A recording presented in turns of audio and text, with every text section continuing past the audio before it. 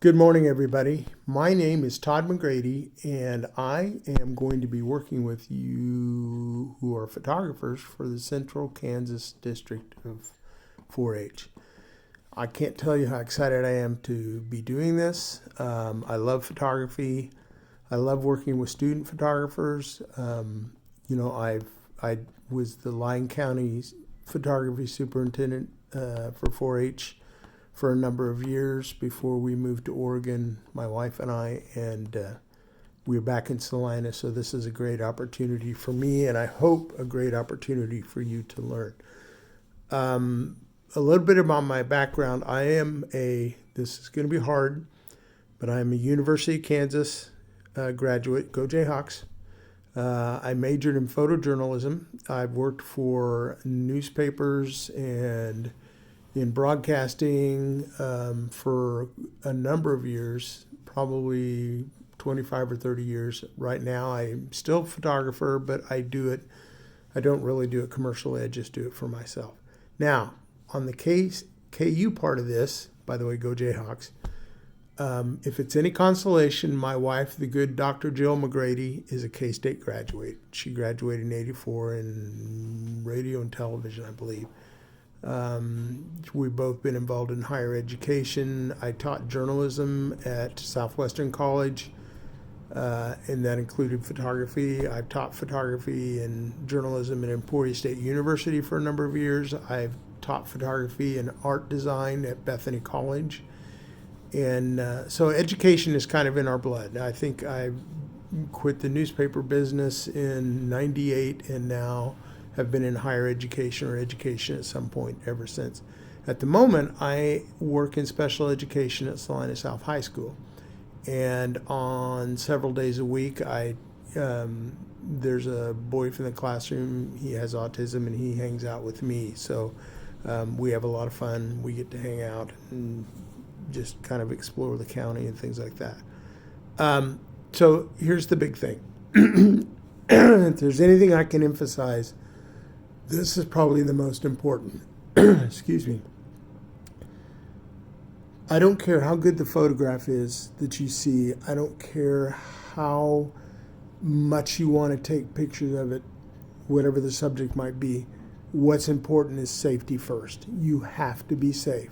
That means no standing on railroad tracks to get pictures, no trespassing on railroad property.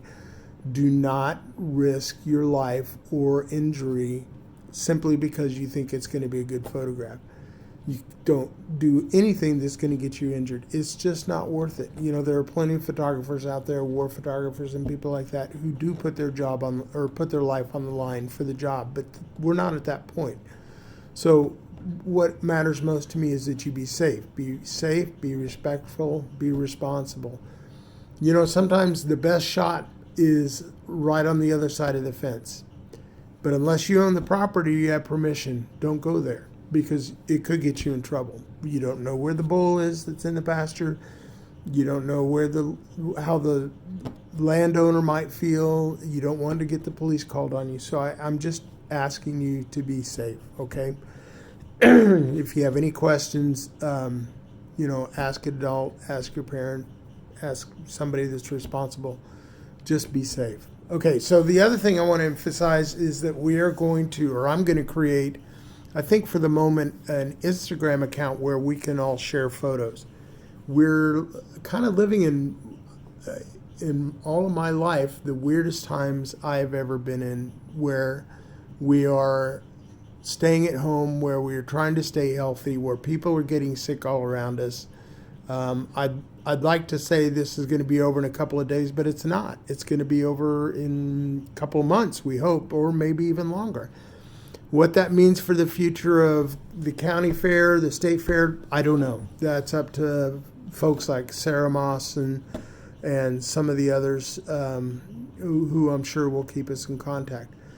But for now, we're going to proceed with photography like there is going to be a county fair. And I'm not saying there's not, I don't know, but we'll proceed like there is a county fair.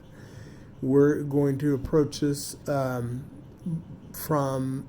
a perspective that maybe some of you haven't realized. You know, I've judged some county fairs. I helped judge the last county fair here in Saline County. One of the things that always seems to be true is that photographers, young photographers especially, think that they have to go to exotic places to get good photographs. You don't have to go to France. You don't have to go see the Washington Monument. You don't have to go to the Pacific Ocean. Some of the best photographs you'll shoot are in your own backyard. This is an opportunity, because we're not really supposed to travel. This is an opportunity to really explore what your backyard looks like, or your front yard, or your neighborhood, any place where you can go that's safe, that you can practice social distancing, is a good place to start looking at photographs. Remember too that you can look at things close up. In the normally hurried life that we live, we fail to notice the things that are right in front of us. When I was teaching at Bethany College, I'd been affiliated with Bethany for a couple of years, and I was leaving the class one day and walking out in front of the administration building, and I noticed something I hadn't seen, even though I'd probably walked that sidewalk 100 times. There are leaves imprinted in the sidewalk, and I don't know if they're intentionally there, if they fell in the concrete when it's still wet and then dried in place or what, but it's a pretty cool thing to see. And so it's one of those things that I may not have ever noticed if I hadn't been looking down. So the point of this is, look around, look down, look up, see what you can see. Look for animals and plants and bugs and whatever in the trees and in the bushes, and butterflies or worms or whatever you can think of, and just watch them and see what they do, and see how you might be able to capture an image of whatever the subject might be.